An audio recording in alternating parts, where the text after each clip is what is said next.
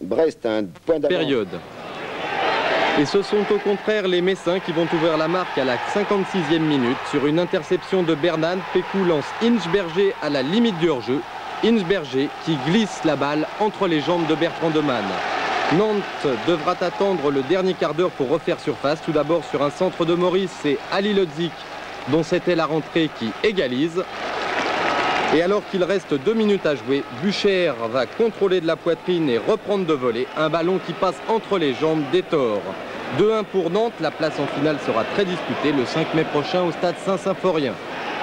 Si Nantes a eu toutes les peines du monde à venir à bout de Metz, pour Monaco devant Toulon... La saison prochaine, et c'est inhabituel, Nantes, les fameux Canaries nantais ne joueront pas une Coupe d'Europe. Et puis l'autre événement, c'est que le Football Club de Metz, pour la première fois depuis 1938, pour la première fois donc, accède à la finale de la Coupe de France. Voilà qui fait plaisir à une région lorraine qui adore par-dessus tout le football. Nantes qui s'attend à être dominée et qui pourtant ici s'offre le ballon le plus dangereux de cette première mi-temps. C'est une tête finalement de Picot. Vraiment, les Messins dès la 2e minute ont eu très chaud. Mais dès lors, on va voir les maillots grenats prendre l'initiative des opérations, alors que là, il n'y avait plus péril dans la demeure. Le 4 s'appelle Colombo, lui c'est Rohr.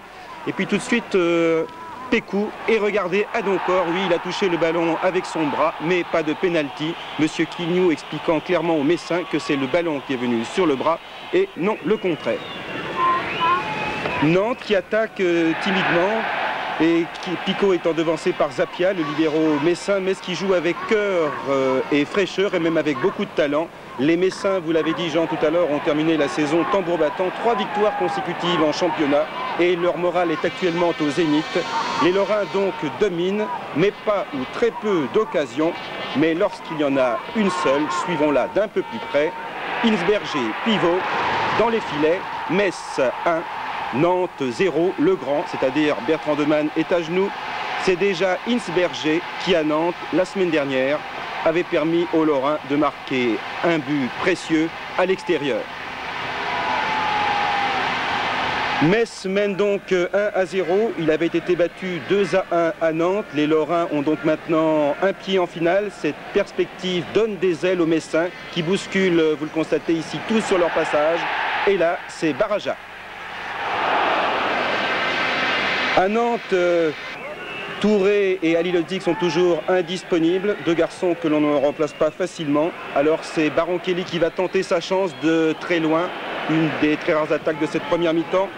Image maintenant caractéristique de cette première période avec un Metz conquérant et Nantes aux jambes de plomb à cause d'une succession de matchs ces derniers jours. Tis manque, les jaunes reprennent, coup de sifflet, que se passe-t-il?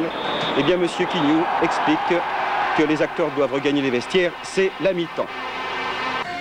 Alors, on prépare comme on peut un peu la prochaine marche sur Paris, mais il reste encore bien sûr 45 minutes, début de la 2e mi-temps avec un ballon presque favorable à Metz, mais Kurbos touche le petit filet. Tony Kurbos, c'est lui, 6 buts en un seul match, c'est l'exploit rarissime qu'il a réalisé la semaine dernière en championnat. Touche maintenant pour Nantes. Mais regardez, dès que les jaunes attaquent, ils s'exposent à de très dangereuses contre-attaques. Mené ici par le capitaine Jean-Paul Bernade, on poursuit avec Brasiliano qui va remarquablement renverser le jeu. De l'autre côté, le ballon est pour Hinsberger et c'est encore dangereux. Dans les 25 dernières minutes, les Canaries, tels de véritables oiseaux blessés, vont essayer de tourner la tête aux Messins. Mais le scénario se répète, dès que Nantes brûle, dès que Nantes touche du doigt, eh bien il y a tout de suite après péril en la demeure. Et les Lorrains, regardez ici, repartent encore au triple galop avec Tony Kurbos qui a vu Hinsberger, la plus belle occasion du match tout de suite, mais le grand est bien sorti et il a profité de ses 1,92 m. Metz a manqué le 2-0. Dans le dernier quart d'heure, Jean-Paul Bertrand Demanne sera moins sollicité que son vis-à-vis car Nantes se jette maintenant à corps perdu dans la bataille et dans les 10 dernières minutes, les jaunes auront 5 ballons très chauds. Picot et la Loïc Amis, mais lorsqu'on veut trop bien faire, eh bien... Corner maintenant pour Nantes, dégagement d'Etor, c'est au tour de Furic. Toujours et encore Nantes avec Amis qui ouvre pour Baron Kelly. La tête est de Maurice, le dégagement d'Hector. De quoi bien sûr s'arracher les cheveux. On joue maintenant les 30 dernières secondes du match et tous les 11 Nantais sont dans la surface de Metz.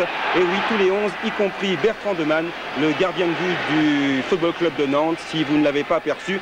Là, en bleu ciel, c'est Hector et en gris, c'est Jean-Paul Bertrand Demanne. Voilà, dernière occasion, c'est fini. Les 22 000 spectateurs acclament leur héros. Ils iront à Paris en finale pour la première fois depuis 1938.